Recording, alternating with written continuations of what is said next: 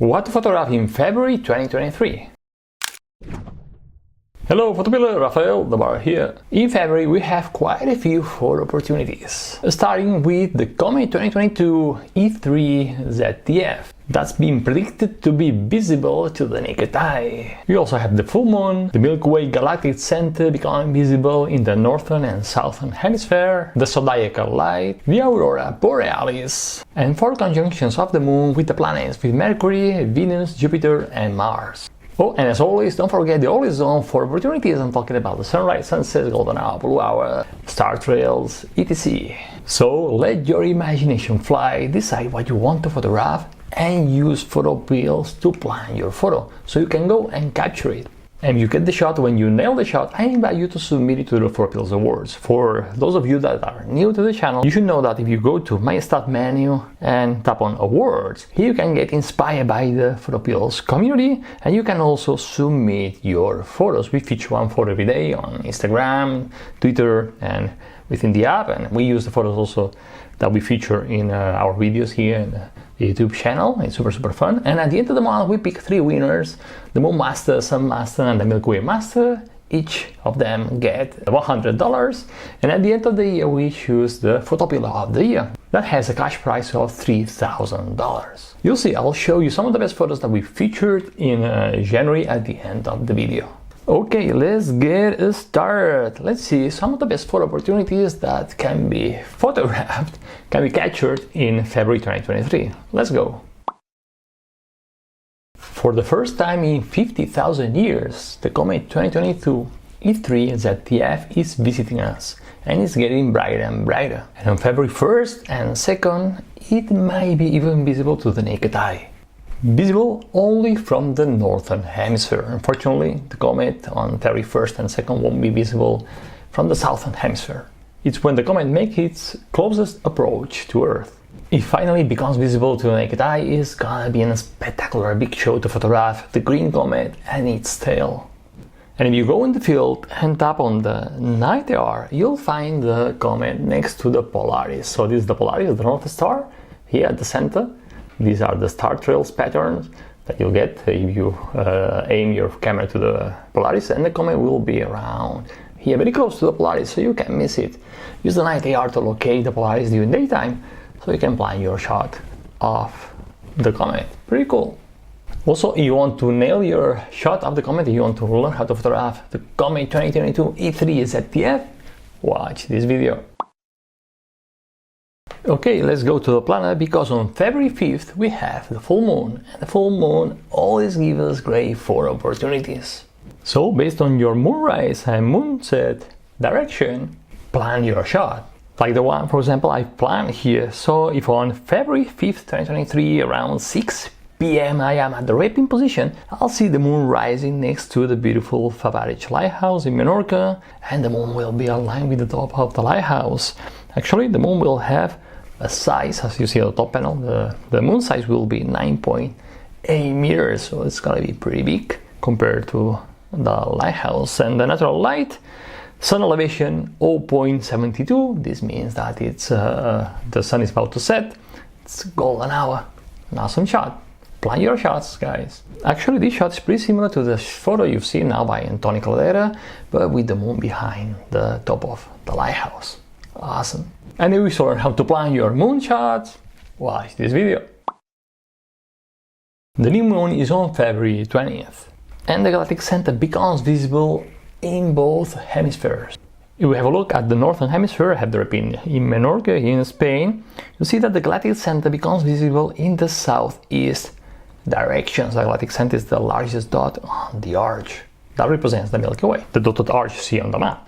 For example, for this particular location, the Galactic Center becomes visible from 4:13 a.m. till 5:59 a.m. This is Menorca, Spain. Remember that the Milky Way is visible every day and night. What's not always visible is the Galactic Center that has its own season. And I'll tell you how it evolves throughout the year in a new video every month. On February, it's a great month to photograph the Milky Way when it's pretty low in the sky, describing a beautiful panorama above the horizon. If I tap on the night AR and imagine that I am at the rapid position, I can visualize this horizon is the Polaris, and this is the Milky Way arch and the Milky Way core. As you see, the Milky Way is pretty close to the horizon. Beautiful, beautiful panorama. We go now to the southern hemisphere. Let's see what happens there. For example, here in Argentina, well, as you see here, the Galactic Center is also visible in the southeast directions, but we get Milky Way pretty vertical. Again, tap on the night arc to visualize it. And let's see, if you go to the southern hemisphere where I have the red pin, you'll see that the Milky Way is pretty vertical for vertical compositions. And here we have the south celestial pole. Awesome. So the position of the Milky Way really depends on the latitude and the location you are on Earth, so I invite you to use the PhotoPills planner to plan your Milky Way shots. If you want to learn how to plan your Milky Way shots, watch this video. Around new moon is also a great moment to photograph the Zodiacal Light that becomes visible in February. The Zodiacal Light is the reflection produced by the scattering of sunlight due to the particles moving along the entire solar system. In the northern hemisphere, in February, is visible in the west after the astronomical twilight ends in the sunset direction. You'll see the Zodiacal Light visible in the sunset direction, which is the thick orange line you see on the map when it gets completely dark. On the contrary, on the southern hemisphere, you'll see the Zodiacal Light in the direction of sunrise, this direction pointed out by this thick yellow line you see on the map, and you see it when it's still dark, before dawn, before sunrise, before the astronomical twilight begins. The Zodiacal Light is a fantastic phenomenon to photograph. If you wish to learn how to photograph it, watch this video. The Sun is right now in the period of solar maximum, which means that we'll be more likely to see and photograph the Aurora Borealis and Aurora Australis. The solar maximum occurs in average every 11 years. So we're now at a great time to photograph the auroras. So you're lucky enough to live, in Sweden, Lofoten, Iceland, Faroe Islands, Canada. You're super lucky because you'll be able to see and photograph the Aurora Borealis, the Northern Lights. Of course, you can see them in February, but usually they are visible from September to April every year. And yes, you can photograph the Aurora Borealis with the Milky Way like Giulio did in this image. When should you photograph the Aurora Borealis? Well, you can photograph them when the sky is clear and in any phase of the moon. But results are very good also around new moon. Around new moon and when the moon phase is below 50%. Because when you have a little bit of moon, well, the light of the moon will help you lead the foreground, so capture detail in the foreground, which is super interesting. By the way, if you wish to learn how to plan and photograph step by step the Aurora Borealis, watch this amazing masterclass. A masterclass by Thor Ivarnes. On February 18th, there will be a conjunction of the moon with Mercury, visible from both hemispheres. The planet will be close to a very thin moon. The moon phase will be 5%. On February 22nd, it's Venus that will be in conjunction with the moon, and the moon phase will be 10%. And Jupiter won't be far away either. You'll find them before sunset, pretty low in the sky, in the direction of the moonset.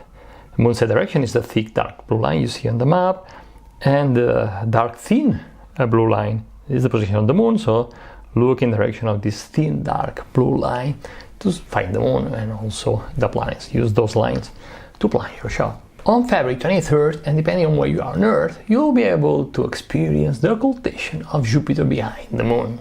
And also the conjunction of Jupiter and Venus. Pretty cool. And again, you'll find them before sunset in the direction of the moonset direction, the thick blue line you see on the map, and also next to the moon, pointed out by the thinner blue line that's moving when I change the time. You can miss them.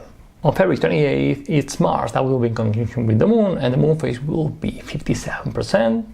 And also, depending where you are on Earth, you'll be able to experience the occultation of Mars behind the moon.